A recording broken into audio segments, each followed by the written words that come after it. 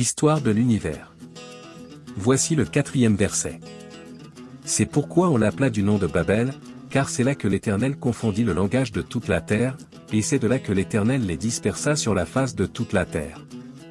Genèse 11, verset 9. Dans la chronologie de l'histoire de l'univers, nous sommes toujours dans la séquence des mauvaises nouvelles.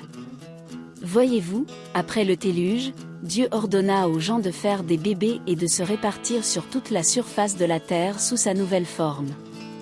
Pendant le déluge, les continents se sont séparés, les montagnes se sont élevées et les vallées se sont creusées. Mais ces agitateurs ne l'ont pas écouté. Ils ont défié le Créateur de toutes choses, celui qui venait tout juste de leur montrer quelle était sa puissance par la catastrophe cataclysmique qui a taillé les canyons et découpé les falaises.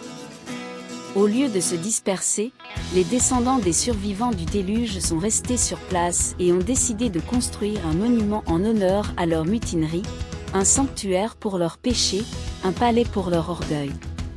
Nous l'appellerons la tour de Babel. Une particularité du plan de Dieu, c'est que vous ne pouvez l'arrêter. Il leur a ordonné de se disperser, et c'est ce qui allait se passer au final. Ils ont eux-mêmes choisi la difficulté, lorsque Dieu vint confondre leur langue et les dispersa. Allons plus loin.